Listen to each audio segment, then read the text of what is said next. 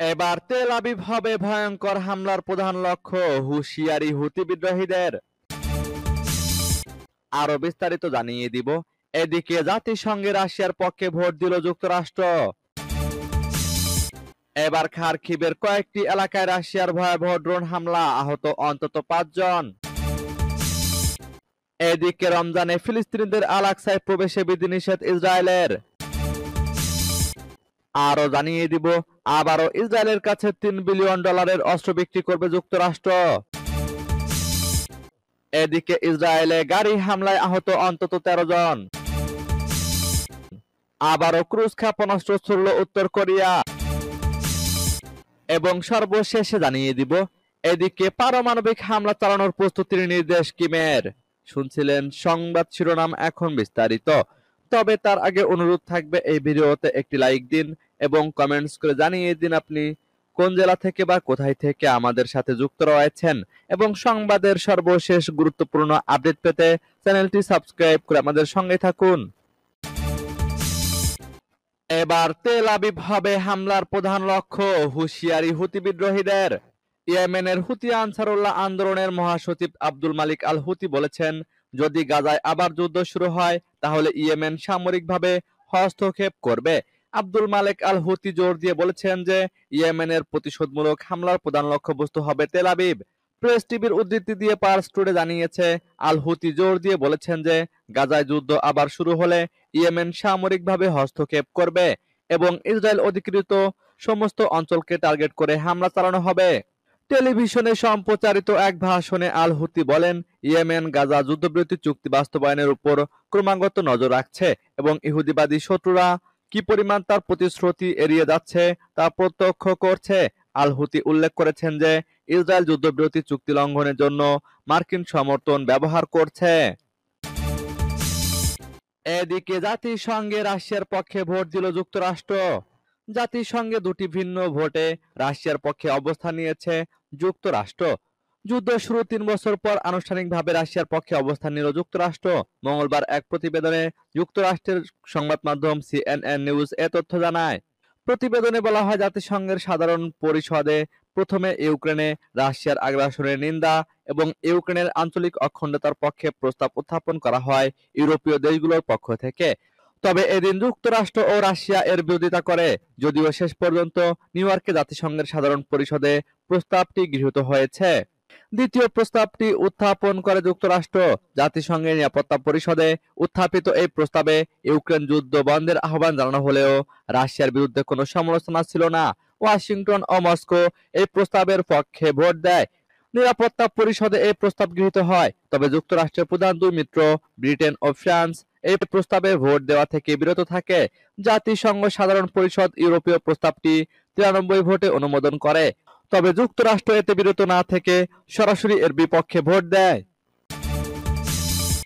এবার খারকিভের কয়েকটি এলাকায় রাশিয়ার ভয়াবহ ড্রোন হামলা, আহত অন্তত 5 জন। ইউক্রেনের দ্বিতীয় বৃহত্তম শহর খারকিভে স্থানীয় সময় শুক্রবার সন্ধ্যায় ড্রোন হামলা চালিয়েছে রাশিয়া। খারকিভের চিকিৎসা কেন্দ্র ও বিভিন্ন লক্ষ্যবস্তুতে এ হামলা চালানো হয়েছে। স্থানীয় কর্মকর্তারা বলেছেন, এতে কমপক্ষে 5 জন আহত হয়েছেন। আঞ্চলিক গভর্নর ওলেহ সিনেহুভ সামাজিক যোগাযোগ মাধ্যমের অ্যাপ টেলিগ্রামে এক বার্তায় বলেছেন, রাশিয়ার 8টি ড্রোন 3টি বেসামরিক এলাকায় হামলা চালিয়েছে। 3 বছর ধরে চলা যুদ্ধে প্রায় এসব জায়গা রাশিয়ার হামলার নিয়মিত লক্ষ্যবস্তু। সিনেহুভ বলেন, হামলায় 5 জন আহত হয়েছেন। অবশ্য মেয়র ইহোর তেরেকভ বলেছেন, হামলায় আহতের সংখ্যা 7 জন। সিনেহুভ আরো বলেছেন, হামলায় বেশ কয়েকটি ভবন ক্ষতিগ্রস্ত হয়েছে। হামলাস্থল থেকে 50 জনের বেশি ব্যক্তিকে সরিয়ে নেওয়া হয়েছে। ঘটনাস্থলে চিকিৎসা কর্মী ও জরুরি উদ্ধারকর্মীরা কাজ করছেন। এদিকে রমজানে ফিলিস্তিনিদের আল-আকসায় প্রবেশে বিধিনিষেধ ইসরায়েলের। আসন্ন রমজান মাসে আল-আকসা মসজিদে প্রবেশের ক্ষেত্রে বিধিনিষেধ আরোপ করবে ইসরায়েল। স্থানীয় সময় বৃহস্পতিবার আল-আকসা প্রাঙ্গণে নিরাপত্তা বিধিনিষেধ আরোপের ঘোষণা দেয় ইসরায়েলি কর্তৃপক্ষ। খবর এএফপির। ইসরায়েলি সরকারের মুখপাত্র ডেভিড মেনসার এক বিবৃতিতে বলেন, প্রতি বছরের মতো জননিরাপত্তার জন্য প্রচলিত বিধিনিষেধ বহাল থাকবে। রমজান উপলক্ষে প্রতি বছর লাখ লাখ ফিলিস্তিনি আল-আকসা মসজিদে নামাজ আদায় করতে আসেন। এটি ইসরায়েলের দখলকৃত পূর্ব জেরুজালেমে অবস্থিত। গত বছর গাজা যুদ্ধে পরিস্থিতি উত্তপ্ত থাকায় ইসরায়েলি কর্তৃপক্ষ আল-আকসায় প্রবেশে কড়াকড়ি আরোপ করেছিল, বিশেষ করে পশ্চিম তীর থেকে আগত ফিলিস্তিনিদের উপর। তবে এবছর গাজায় যুদ্ধবিরতি চললেও আল-আকসায় প্রবেশের ক্ষেত্রে কঠোর অবস্থানের কথা জানালো ইসরায়েল। বিধিনিষেধের বিষয়ে বিস্তারিত কিছু না জানালেও গত বছরের মতোই নিরাপত্তা ব্যবস্থা গ্রহণের ইঙ্গিত দিয়েছেন মুখপাত্র ডেভিড মেনসার। তিনি বলেন, আমরা এমন কিছু সহ্য করব না যা অন্যদের উপর সহিংসতা ও হামলার উস্কানি দেয়, যেমনটি কোনো দেশই করবে না। ইসরায়েলি সরকার বলছে তারা আল-আকসার স্থিতিশীল অবস্থা বজায় রাখবে, কিন্তু ফিলিস্তিনিরা আশঙ্কা করছে ইসরায়েল সেখানে নিয়ন্ত্রণ আরো কড়াকড়ি করবে। আবারও ইসরায়েলের কাছে $3 বিলিয়ন অস্ত্র বিক্রি করবে যুক্তরাষ্ট্র। ইসরায়েলের কাছে প্রায় $3 বিলিয়ন অস্ত্র বিক্রির পরিকল্পনা করছে যুক্তরাষ্ট্র।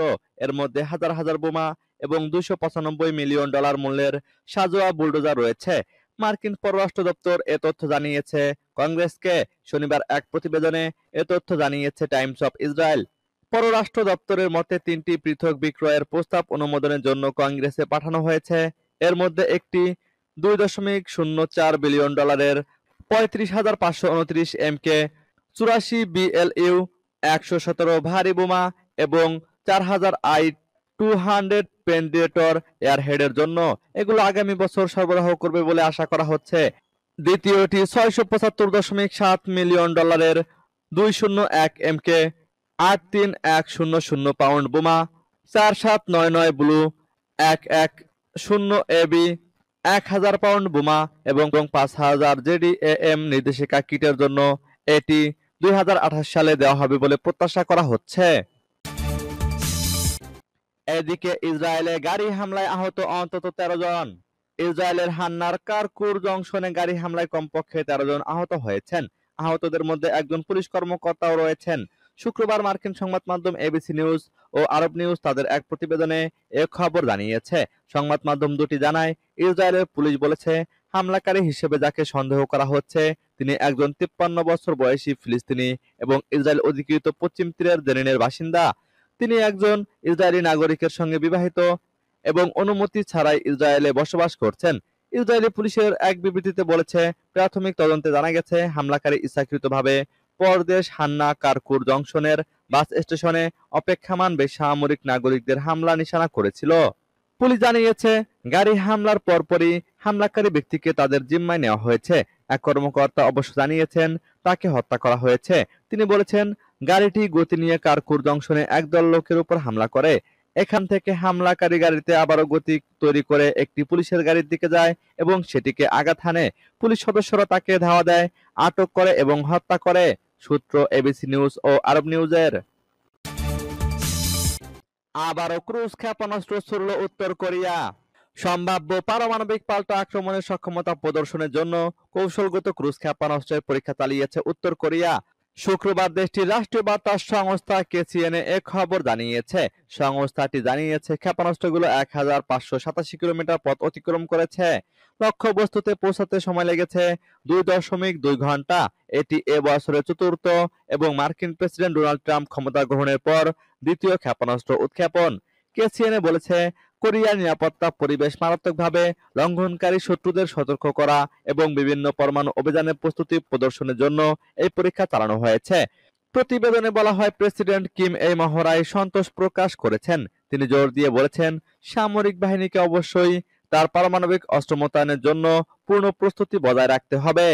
গত ডিসেম্বরে কিম পিয়ংইয়ং এর দীর্ঘমেয়াদী নিরাপত্তার জন্য প্রতিরক্ষা জোরদার এবং কঠোরভাবে যুক্তরাষ্ট্র বিরোধী পাল্টা পদক্ষেপ নেওয়ার প্রতিশ্রুতি দিয়েছিলেন। উত্তর কোরিয়ার নেতা জাপান ও দক্ষিণ কোরিয়ার সঙ্গে মার্কিন জোটকে আগ্রাসনের জন্য একটি পারমাণবিক সামরিক জোট হিসেবে অভিহিত করেছেন এবং দক্ষিণ কোরিয়াকে যুক্তরাষ্ট্রের একটি সম্পূর্ণ কমিউনিস্ট বিরোধী ঘাঁটি বলে অভিহিত করেছেন। এদিকে পারমাণবিক হামলা চালানোর প্রস্তুতির নির্দেশ কিমের। উত্তর কোরিয়ার নেতা কিম জং উন দেশটির কৌশলগত ক্রুজ ক্ষেপণাস্ত্র পরীক্ষা তত্ত্বাবধান করেছেন এবং পারমাণবিক হামলা চালানোর পূর্ণ প্রস্তুতি রাখার নির্দেশ দিয়েছেন। এই ধরনের প্রস্তুতি দেশটির প্রতিরক্ষাকে কার্যকরভাবে নিশ্চিত করবে। শুক্রবার কোরিয়ান সেন্ট্রাল নিউজ এজেন্সি এই খবর জানিয়েছে।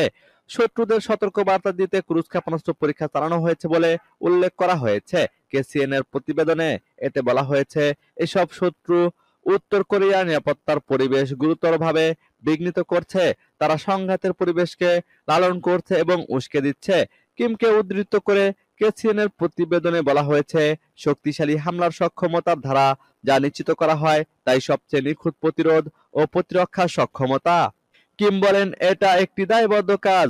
নির্ভরযোগ্য পারমাণবিক ঢাল দিয়ে জাতীয় সার্বভৌমত্ব এবং নিরাপত্তা স্থায়ীভাবে রক্ষা করা গণপ্রজাতন্ত্রী কোরিয়ার পারমাণবিক সশস্ত্র বাহিনীর দায়িত্ব। কেসিএনের তথ্য মতে, ক্রুজ ক্ষেপণাস্ত্র পরীক্ষা চালানো হয়েছে। গত বুধবার কোরীয় উপদ্বীপের পশ্চিম উপকূলে এই পরীক্ষা চালানো হয়।